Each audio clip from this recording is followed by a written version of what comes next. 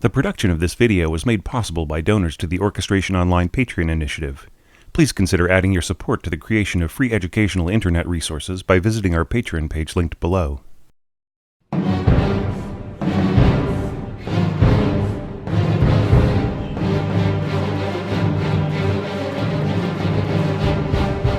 Hey there, this is your orchestration tutor Thomas Goss. Welcome to the 9th movement of Pictures at an Exhibition by Mussorgsky. And of course, as you know, after we look at this piano score, we'll be studying Ravel's orchestration of this movement. I'm going to have to break this into two parts. We're going to do the opening, extremely savage, aggressive part of this movement for today's lecture. And then the following lecture, which should come very, very quickly, will be the middle, moody part, very mysterious and magical and sinister. But let's start off right at the beginning here, Allegro con brio feroce. So this is meant to be ferocious, menacing, evil. This is all about Baba Yaga. Baba Yaga is an archetypal wicked witch of Russian folk tales. Sort of a scary, monstrous old woman with magical powers who is put out there to perhaps frighten children into acting good with their parents, perhaps. She may be related to an older archetypal pagan goddess, some people have proposed. Although they can't really figure out what part of the pantheon she might have belonged to, so that's all very speculative. But she's evil, she's a badass, she flies around at night in her mortar, using her pestle as a steering rudder. So just imagine this crazy, evil goddess witch flying around in this big seed-crushing bowl, flying through the air, bringing bad luck to all the naughty little children who don't say their prayers at night and don't obey their mothers and fathers. And she also lives in a little hut that's built on top of chickens' legs, and she can move around at random through the forest, so you never know exactly where she's going to be. And there have been any number of very beautiful, very picturesque, sometimes rather comical, sometimes rather scary drawings made of her and her hut in children's books in Russia and so on. But what's rather funny about this is that that's not what Hartmann painted. Hartmann painted the design for a rather absurdly Rococo-looking clock, which is in the form of Baba Yaga's hut on chicken's legs. So you can see the chicken's legs on the bottom and all the filigree of chickens around the design of this really amazing looking clock. The kind of thing that a very rich, very decadent collector of the late 19th century in Russia or Eastern Europe in general might collect. Sort of like, Fabergé eggs and just, silly fripperies like that probably cost thousands and thousands of rubles and took years to make. But it was just a schematic for this clock that Hartmann came up with. And it really is rather a funny kind of thing. So Mussorgsky responds by capturing the ferocity and menace and evilness of Baba Yaga, and imagining the hut sort of hopping its way through the dense underbrush of the forest, I suppose, but also treating it with some of the wit and humor of the original image as painted by Hartmann. So, whereas this sounds extremely metal, I guess you could say, it also is quite funny in a sly way. So we'll explore some of that as we look through the piano score now. The first thing is that everything is octaves all over the place, just octaves everywhere you look. Occasionally you get a little bit of filigree of chords here and there, but when the piano score actually commits itself to chords, it has an enormous impact because you finally have some kind of harmonic cushion that the ear can grab onto, right? It's essentially just an entire page of no harmony, except for just this little filigree, as I mentioned before. And then finally you get to these big, meaty C major chords, right? And it just makes a huge difference in terms of impact and emotion. And those octaves come back, right? So that is part of the big challenge for the orchestrator. And that is, how do you keep everything from sounding kind of drudging, kind of the same? You know, after a while, you start to lose the impact if you're using the same approach for all of these octaves all over the place. That is one of the biggest mistakes that I see in orchestration for developing orchestrators. They'll come upon one approach of arranging a certain kind of texture, in this case octaves, let's say, right? And then they will just maintain that same approach throughout the entire piece without changing anything about the orchestration. And after a while, it just makes the ear tired. So that will be Ravel's first challenge, is how to make that all interesting. Then the next challenge, I would say, is picking out little parts of the music that have a certain meaning, trying to figure out where Mussorgsky himself was going in this piano piece that seems to point toward him wanting to orchestrate it, as I mentioned before a couple lectures ago. And also keeping in mind that we have like whole bars of just like one note being repeated over and over again, right? So how do you make that interesting? I really like the energy of this, like these rising fourths chromatically. That is just really energetic and bustling and ferocious, as Mussorgsky indicates here. Now we have got a musical depiction of a clock on chicken's legs. Where was the last time we saw chickens in this suite? We saw the ballet of the chickens in their shells, right? So here is a callback to those chickens. And I think this is joke number one, okay? Not that this is exactly like that particular music, but it is a series of contrasting chords, which each are preceded by grace notes, right? So that is definitely a callback to the ballet of the chickens in their shells. It's almost as if I see all of those little ballet dancers running around and scurrying wildly underneath Baba Yaga's hut as it stomps through the forest. Now this is really, really cool here, these octaves alternating with the F sharp. It's such a simple idea pianistically, though it might be a little difficult for people with smaller hands, but it's a very simple idea and it really has a huge amount of energy once again. Continuing on, notice how Mussorgsky varies the direction of the harmony, right? Here he ends the first phrase with a D diminished chord, and then he ends it with a D major chord. This right here is the big payoff for me. I feel that this is the most orchestratable and most interesting part of these two pages. It's not so much that you have these chords sort of skating on top and then hitting this massive E flat major 6-3 chord and playing octaves down off of it.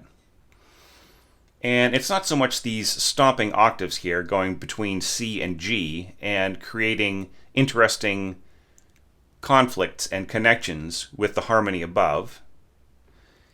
It's more that there's this massive note right in the middle.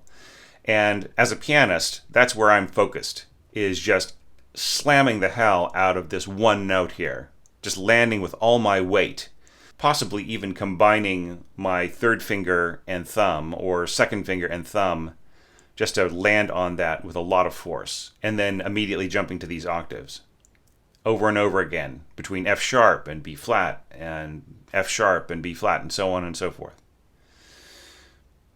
That would be a big payoff for me as an orchestrator and as a pianist. So I would be really thinking about what I'm going to be putting on this note. And I want you to think about that too. Start imagining now as an orchestrator how you would score this if you don't know already, in terms of the approach of Ravel or even other orchestrators you might have heard. After having come up with this really beautiful, intensely Russian-sounding melody here, Mussorgsky comes up with an even better, even more memorable hook, right? Which has elements of things that came before, right? The chromatic fourths, the rather pounding melody up here. I feel it's all realized, it all pays off here, as if Mussorgsky were bringing together little bits and pieces and then finally leading to the melody that he wants to state. Okay? And then a little bit of this same force on the downbeat note is repeated here with this massive slamming marcato accent at the beginning. And so on. But that isn't all, folks. Because on this next page, we've got some of those same intervals cascading downwards. I feel like this is Baba Yaga descending from the skies and getting ready to cast a really, really enormously devastating spell upon all the bad children out there.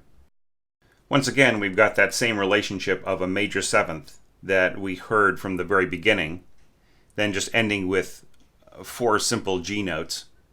And going back to the other page, let's have a listen to that piano part. I want you to think once again of the challenges that are being presented by this music, of just the constant octaves and the constant amount of force that is being piled on.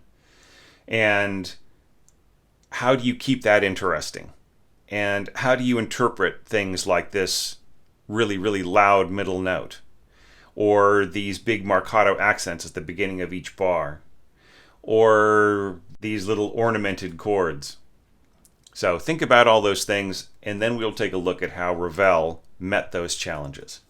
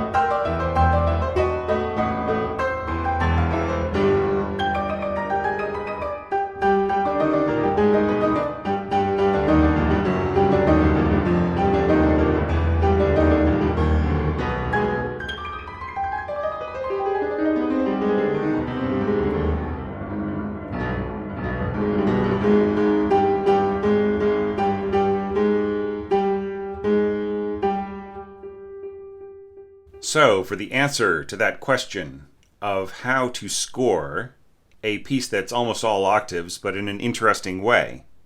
But first, as always, let's look at the constituents of this orchestra. So it's pretty much everybody. Flutes plus piccolo, oboes plus English horn, clarinets plus bass clarinet, bassoons plus contrabassoon. All right. 4 horns, 3 trumpets, 3 trombones, and tuba. Now, this is interesting. The copyist for this published edition accidentally stuck in the alto saxophone part. And there is actually no alto saxophone part aside from Il Vecchio Castello. So, yeah, this was just an accident on the part of the publishers. So, those things kind of happen all the time. You just have to get used to it. Timpani, triangle, snare drum, cymbals, bass drum, tam-tam, xylophone, celesta, harp, and of course the string section. So now that we've looked at that, let's take a look at a condensed page that I put together so you can see more of the action, because really there are a lot of rests and unused instruments in that first page. Here we can see it a lot better, the way it's boiled down, and have an extra page here of content and talk about it all at once. So notice that it's really mostly strings being doubled by the winds, and essentially no brass except for doubling these G's here to give them a little bit more kick, right? Written D sounding G with the horns. I really love this nice low G down here, concert sounding G, written as D. That is one thing that the low horns can do really, really well. Not really as crisp as trombones, but still with a lot of punch. Plus, we've got our timpani and bass drum. So notice how simple this is. It's just F sharp, and then the G is going boom on bass drum. And that is just basically replicated. Notice how Ravel goes to a simple G here, struck a seventh lower from the F sharp in order to trick the ear into thinking that this is actually being hit on an F, right? He's going to need this G later on for other things, right? For instance, in this bar here. So it's best to just use this as a substitute pitch. And here he'll have the F sharp change to an E and so on. But it's really simple here. Bum bum, bum bum bum, bum ba-dum. Just played by the upper strings all together, with the violas taking advantage of that open G that they've got, and then doubling that with a fingered G on the C string. Same with the cellos. And that way there's even more sound being evoked from the string section. And with everything being played down bow staccato, it's like a slashing sword. Really, it just cuts through in a way that brass wouldn't. Of course, it's not as loud as brass, but it just has a different kind of vibe. Just a real, like I said, like a sword slashing is really what it feels like. And that's something that you cannot get with the tongued notes of brass. Then with support, we've got all the wind instruments that can support, except for bass clarinet, which is being saved for the passage after 80. So English horn obviously can play in the same register. Remember that this is transposed to sound down a fifth, right? Then clarinets, that's all in the Chalumeau register, piece of cake. Then we've got bassoons and contrabassoons playing their lowest possible pitches.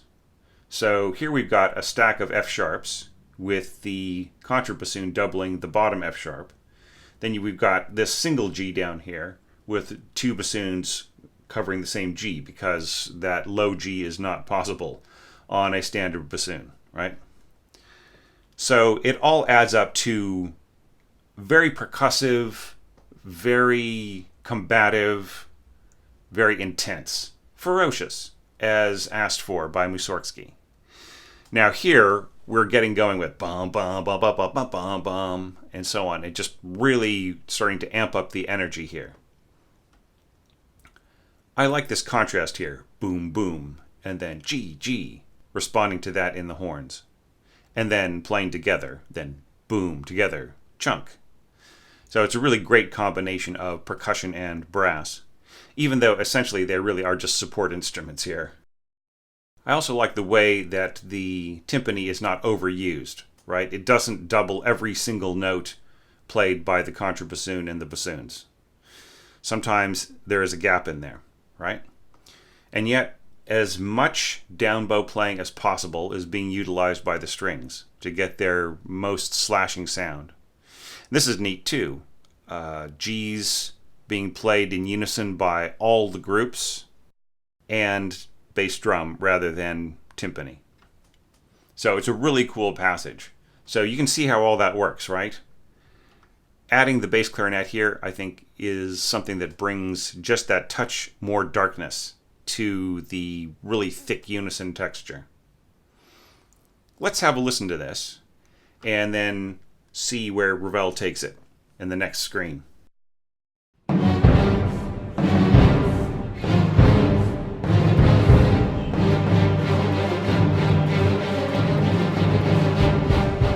On this next page, with the content exploded, I feel it's actually easier to see what's going on than reading the piano part for some strange reason. I don't know, I guess I'm just used to seeing everything expanded in orchestration form, and I just grab the details way faster than in a piano score. Although, I have to say, I mean, I am a trained pianist, so I should be thinking about those things, but for some reason, I feel like I understand them better when they're orchestrated, and it just comes from staring at orchestral scores all day. So we start off with the little ascending chromatic melodic fourths, bump, bump, bump, bump, bump, bump, bump, bump, gradually building up energy, repeating 4 times, and just starting with the lower strings in octaves, and then as the music gets more intense, the second violins take over the viola line, and the viola starts to play backwards, right? It starts playing down fifths so that its lower note catches the top note of the cellos, right? And this is a way of just making it more ferocious on the inside. Here we've got the bassoons and contrabassoon catching every second beat. So here they grab these A flats and then these B flats, and then they go A flat, A natural, B flat in a row, which is kind of a fun way of dividing this up, just not making the accentuation so obvious and so droning. And this is also reflected a little bit in the piano part as well. I feel that this harp does not really add a whole lot going onwards. It will be sort of effective up to around here, and then as the rest of the orchestra starts to pick up steam and get bigger, it'll be completely lost. I don't think you'll be able to hear it in this Thai Philharmonic recording, possibly not even from right here, right? It'll just be really hard to pick out and then not really contribute very much. But still, it's something fun for the harpist to do, right? They'll have the best seat in the house as far as this effect is concerned, if they can actually hear it themselves. Then we see the bassoons and contrabassoon and bass clarinet coming in to double the strings as the horns and lower heavy brass start to take over this little idea here, right? Once again, sounding A flat, B flat, A flat, A natural, B flat. So it's a very, very cool way to organize this and to bring out those odd accents in the original piano scoring. And then, of course, at 82, this is where we saw the little callback to the ballet of the chicks and their shells, right? So Ravel very wisely drops the volume down to pianissimo for this rolled bass drum note, which ends up building energy underneath the passage that follows.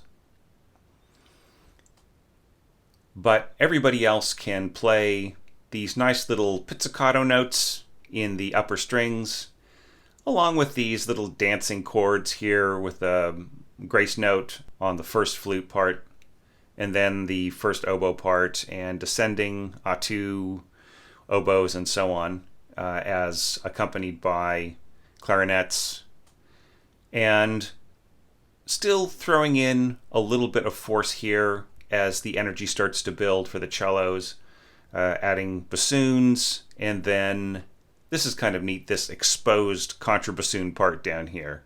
This is going to be somewhat absurdist, right? And then we see the horns coming in to back up these chords as they descend. So it isn't exactly a note-for-note callback to the ballet of the chicks and their shells, but it is definitely a look back, right? And bringing those same elements that Ravel used in orchestration to bring that vibe into this particular movement and bring out some of the humor there. So once again, the little chicks and their shells are scurrying underneath Baba Yaga as she stomps through the forest looking for bad children to cast spells on. Finally, we have everybody building up to the next explosive idea. And I think that what we'll do here is we'll go ahead and analyze the next page and then listen to these 2 pages in order so you can see how this pays off, rather than just stopping here for you to listen to all of that. Because I don't think that it's anything too difficult for you to remember if we jump back after I explain the next screen.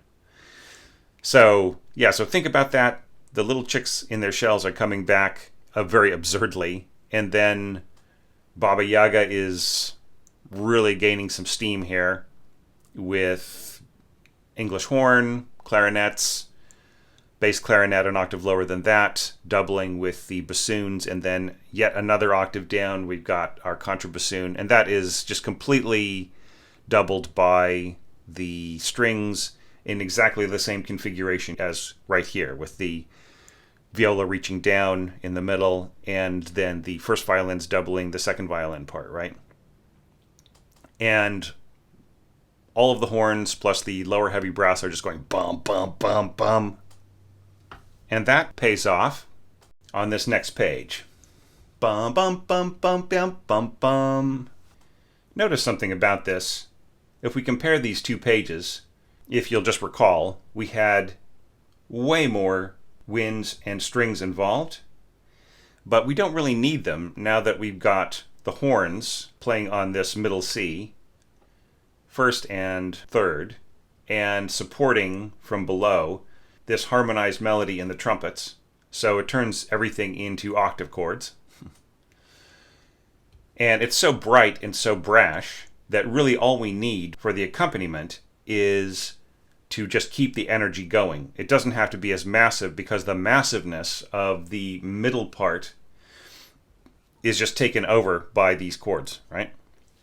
So we don't feel the drop in texture that is actually there. I really love this just blazing trombone chord right here with the tuba diving down from C, going chromatically down to G. Of course, doubling what's going on in the double basses and contrabassoon. And lovely changing from arco to pizzicato right away. Then throwing in the arco, back to pizzicato. And it really just carries everything else along with it. These pulsating half steps here in bass clarinet and bassoon, and just a touch of contrabassoon, as I mentioned before. So it's just as simple brass scoring as simple could get, right? But it pays off so beautifully from the wilder texture from before. It has this wonderfully clarifying effect on the music. And we're back to this rolled bass drum with just a little cymbal splash here from our percussion section. So notice how this follows the dynamic of this little line here on the tuba, right? So we have this essentially just giving a little bit of bite to the tuba's bark, right? So it just really pushes at that and then goes down with it dynamically. Very, very cool effect. Just really wise thinking there. This is one of those scoring tips that would be worth remembering, right? Using bass drum to give a little bit more energy to a low gesture that doesn't last very long. Right? Notice how the other instruments don't let up, right? This is a way of keeping the tuba from just dominating the music, same as the bass drum, but instead it gives it some oomph, right? Without taking over. So now, let's back up and listen for all of those things, right? Listen for the way that that pays off that we just heard. Listen for the return of those naughty little imps who it turns out maybe are less innocent than we thought. And of course, along the way, listen to how we start off with pizzicato and flutes and then oboes plus clarinets with these middle strings pizzicato, and then as things descend, going into oboes on top, clarinets, and horns, right? So that the texture thickens as it grows. And then, of course, the way that these little accents punch first in bassoons and contrabassoon, and then in horns and lower brass. And I will see you in 2 screens.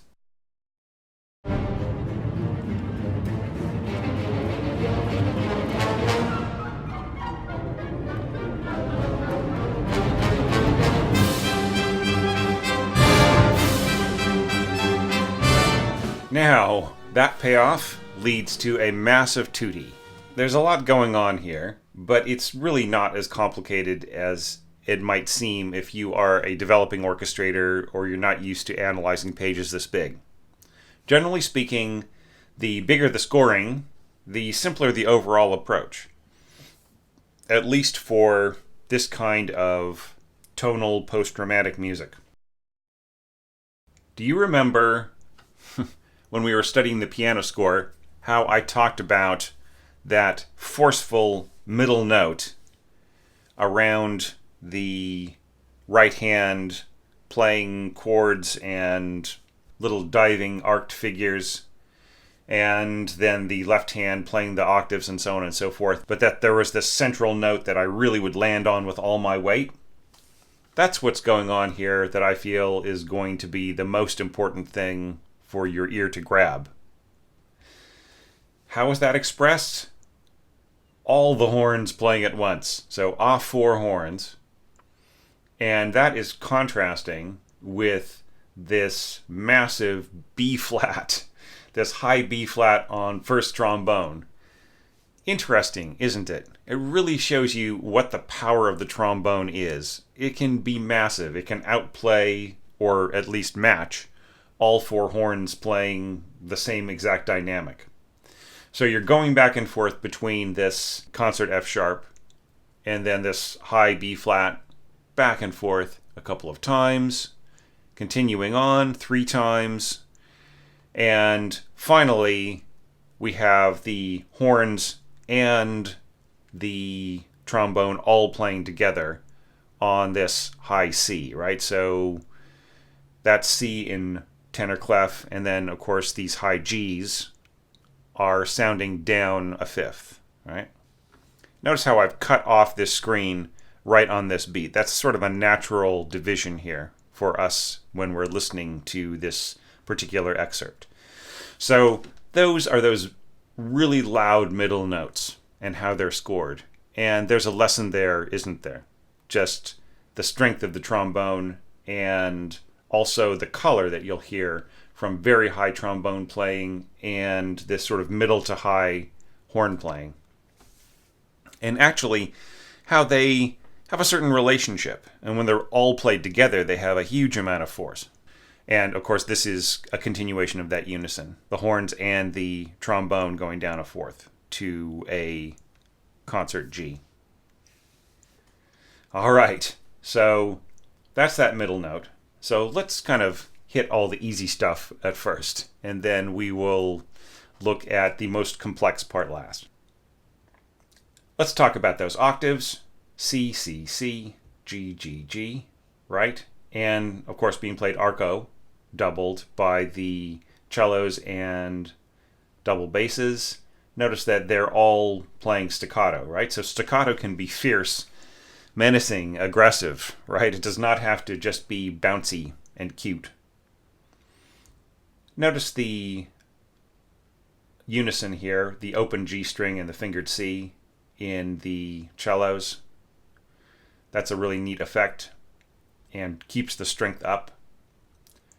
Kind of matching this in a way, right? We have that same idea that we came across before of the 2 bassoons doubling on the G and then the contrabassoon just taking a single low G itself. Whereas before it had been unison between the seconds and the contra. So those octaves, they're all actually very simple. Just C's and G's and C's and then this A and E thrown in there, right? So those are all played really well and orchestrated really well here. This is kind of cool. A unison A. So the A is fingered on the E string and then played open as well. Ravel doesn't bother doing that more than once. Like when he comes back to the same A octaves again, perhaps the players might throw it in themselves or just get ready for this big push to fortissimo. There might be a concern here that if everybody is crescendoing, then the double A here will not come off so well. I don't know. The finer points. Ravel always thought about the finer points, or almost always did. So accompanying this in the percussion section, we have this bass drum roll coming to an end, and then from there really is no bass drum until the end of this downward swooping phrase, right? Boom. The rest of it is really a conversation between the snare drum and then the cymbals and the timpani, right? So we've got priam, tsh, boom, boom, boom, priam, tsh, boom, boom, boom. And I feel that just is wonderfully energetic. And then triangle is thrown in there too, along with the tish to make it even more metallic, right? And then triangle plus snare hitting again in a double stroke and cymbals kicking off those boom, boom, booms, which notice have changed from G's to E's because of following the bass line of those left-hand piano octaves. So that is the accompaniment and those middle notes. And notice that there are little areas where, say, bass clarinet joins in, catching these G's all the way through, right? So playing the lower G and then the upper G and the lower G just by continuing to play on this written A. But here, since the clarinet can grab that low written F sounding E, it's capable of playing along with the first bassoon all the way through. So notice that it doesn't even bother joining in with the A's in the bassoon family right here, though. So it's just a little bit of variation. Okay, so finally we come to bum bum bum bum ba do dee do ba do dee do bum bum bum bum ba do da da da da da da. And it's actually fairly easily scored. We have just a little bit here of punch on the downbeat from the flutes, giving a little bit of weight to the oboes. And cor anglais plus oboes, clarinets harmonizing, and that's all realized here by a big group of plucked triple stop violins and violas, and then continuing plucking away here. After a while, though, when we get to ba-do-do-do-da-do-do-do, Ravel realizes he's going to need more force there in support of what's going on here in the winds, or vice versa. So that is when they all double each other at the octave here.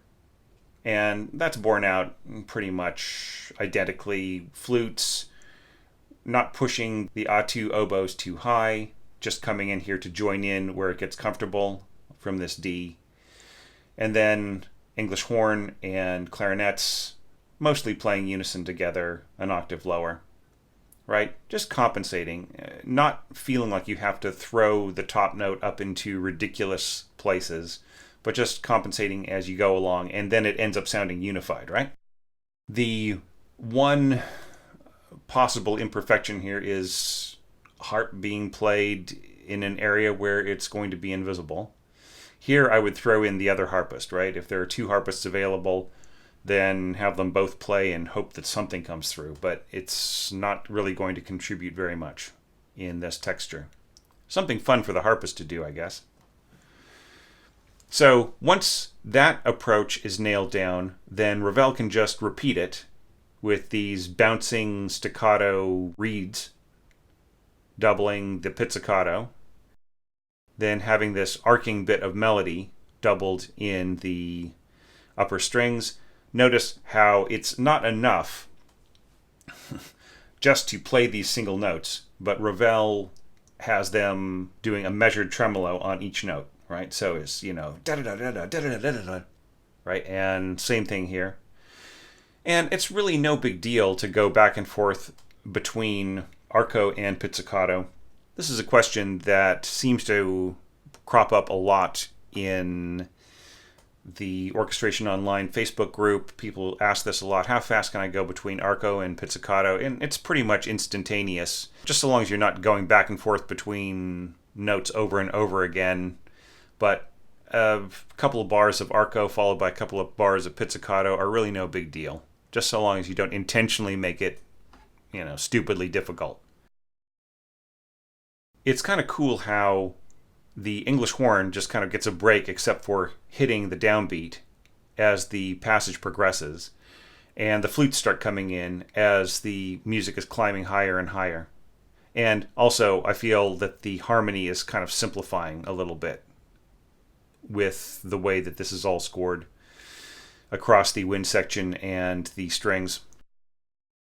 Then finally, boom, da-da-da-da-da-da-dum.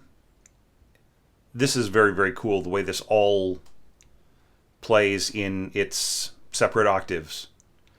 We've got the flutes and piccolo playing unison. Then an octave below that, we've got our first oboe and first clarinet.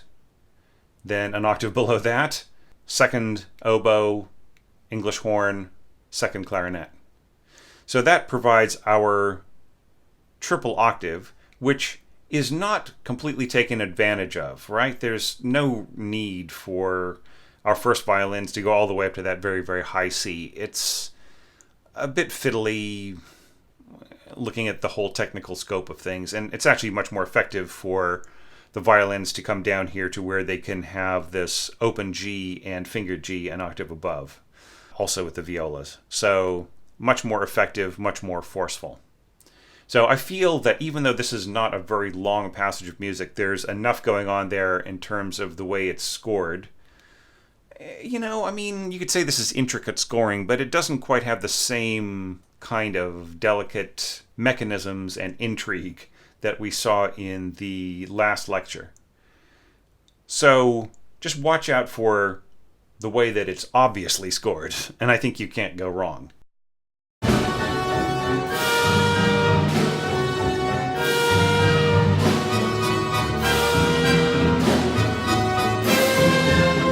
For the last part of today's lecture, we go into a couple of screens where I feel that the orchestration is just so simple that it's very quickly and easily dealt with.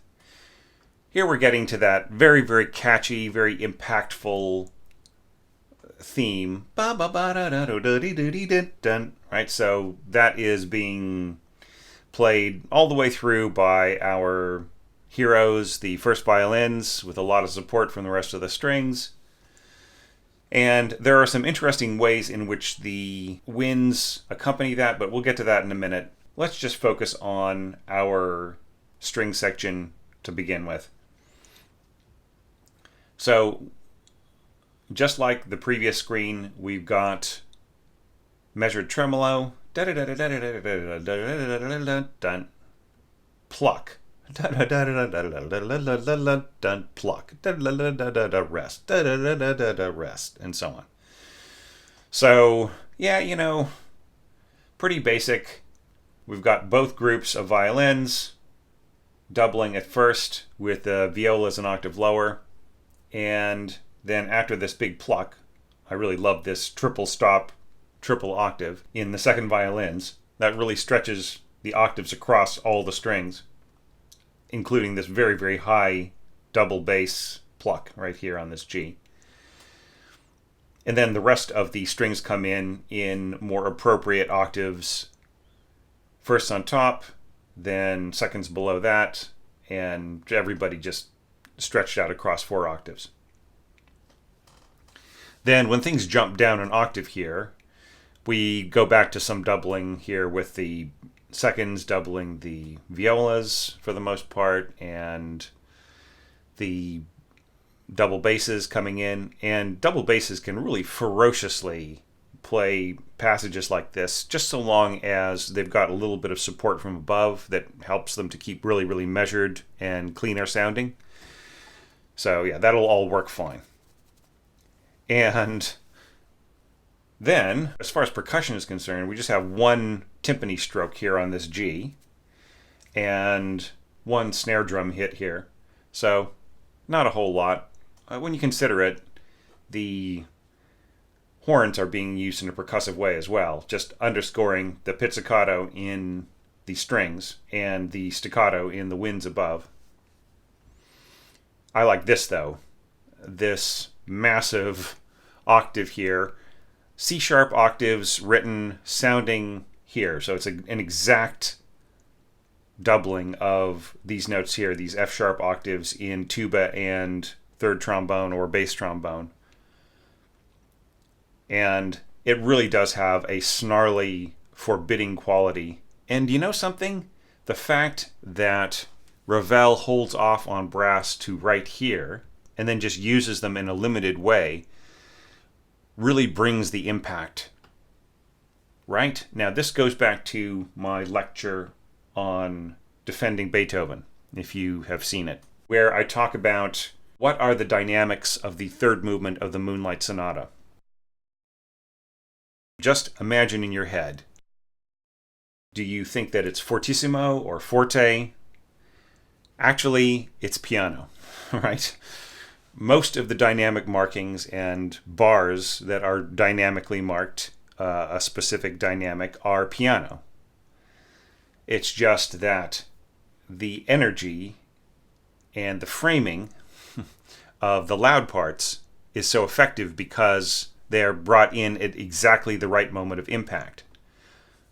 The same exact principle is being used here, right? So the brass are not playing throughout this entire piece and just getting your ear tired and getting your sense of anticipating the brass to be dulled, right? So instead, just, bring out this bum, bum, bum, bottom. You will remember that much more effectively, right? Okay, so the rest of this is all just the winds doubling the strings. And if this is done right, there will be a true blend, right? The strings will add their bustling energy of the measured tremolo, and the winds will play along with them, adding their force and some of their color, but they won't overwhelm them, right? It'll be a true, beautifully locked union of voices. And I could take this apart. We could study how this all works with some of the instruments diving down instead of going up, sort of like the violas were before, so that we have the optimum amount of force at the right moment. Like, for instance, how the flutes are going backwards here so that they can accompany the piccolo on this note here and then jump down to an E flat that is actually accessible to it and support the oboes, right? So going back and forth, just a little trick there. But mostly everybody is in their optimum register, and it's, really looking at the clarinet part, that is the most optimum doubling, a typical doubling right at the beginning here of the strings possible, right? Because you can play in this low chalumeau throat tone register very, very easy if you're the second clarinetist. And then, of course, this is no big deal for a good first clarinet player. And then English horn is doubling at an octave below that, which is actually not being doubled by anything in the strings, right? It's kind of interesting. Oboe is doubling the first clarinet, and then, as I mentioned before, we've got the piccolo on top and the flute sort of compromising, going in and out of different pitches as needed, doubling either above or below. And this is kind of interesting here. The flute jumps up to G instead of going down. So that's another compromise, right? Because it's just doubling this G here, which is from the piccolo. So this comes in right in there. So, yeah. Not to belabor the obvious, but as the strings fill out here and slowly descend, we see the same thing happening in the winds, and it kind of just really goes without saying. But I like the way that the flutes just maintain their position on top no matter what happens. And at this point, they are starting to just grab the overtones of everything that's happening below them, right? If the players are kind of keeping it down a little bit, they may disappear into that resonance, or they'll be very, very audible if they really punch it. So it's an either-or situation. They might not even be thinking about it, but either way, it's going to sound great. I really like the way that Ravel is challenging the contrabassoonist. This is a line that I could have put into my course.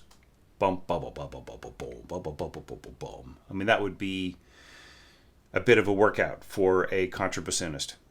And it would help for them if some of their line was being covered by the second bassoon above. Would help them to sort of lock in. And if there were one or two pitches that the contrabassoonist had to leave out in order to make this sound clean, then they would have that at their disposal. So yeah, I mean, I could stop this lecture now and just have you listen to this page, but let's take one more, because some of the same principles are being used here. Yeah, this looks massive and everything else, but really, it's very, very simple orchestration. This is kind of fun here. Everybody is just given this portamento slide, glissando, but here we've got a written out glissando, a chromatic glissando, and it's being preserved for the firsts because it is assumed that they are going to be the most badass players in the string section, and they'll be able to rip up 2 octaves in a glissando over the duration of just one beat at allegro con brio, right? Kind of cool how the lower winds and brass hit this note hard at the beginning and then just die off. And the attention of the listener is being pulled here into this upward rip, right? So we don't really notice the sustain here on these other instruments unless we're really paying attention to it. And then the other instruments just sort of play the outside of it. They don't attempt to rip up in a glissando or in a pseudo portamento or whatever. Then we continue on here, cymbal roll underneath, mezzo forte, just providing a little bit of excitement in the background. We're back to measured tremolo, descending first in unison and then in octaves, with the violas coming in and then the firsts taking the octave above as the violas start to conspire with the cellos, and it works its way down to this little back and forth half step. And just like before, the winds are there every step of the way, even adding a third octave on top with piccolo and flutes, and working their way down very simply, very deliberately through the upper winds, the middle winds, the lower winds, until we finally have bass clarinet, bassoons, and contrabassoon kind of grumbling away down here, till we reach this wonderful call and response place right here. Notice how horns are the only instruments to go all the way through continuously. Everybody else is just trading off. Double bass, down bow, unisons in strings and lower winds. Contrasting with all the other percussion instruments. Timpani, triangle, snare drum, and cymbal. Plus the heavy brass. And the flutes. And it just goes back and forth between those groups, adding the oboes here on this low E flat. And we're faced with the answer to that question once again, is how do you make plain octaves interesting for 3 or 4 minutes when they are in a piano score? I think Ravel has answered that here. And it just ends with those 2 bars of repeated Gs, and Ravel just adds 2 more bars of repeated Gs, this time with muted first trumpet, and that sets the stage for the more mysterious part to come, where apparently Baba Yaga has found some poor lost children in the forest and she's going to cast an evil spell on them, or whatever image you want to put to that. Or perhaps the evil clock is starting to chime. You might think of it in that regard as well. So think about all those things, the way the different parts of the orchestra, the sort of lower and more forceful and the upper and more brilliant contrast here, about the way that the strings are joining really, really nicely together with the winds across these passages. Listen for the whooshing of the cymbal in the background, for the ripping of these strings upwards, for the impact of these brass notes after having been withheld from the first 8 bars of this screen, and so on. And I will see you hopefully tomorrow for the final lecture of the Hut on Chicken's Legs.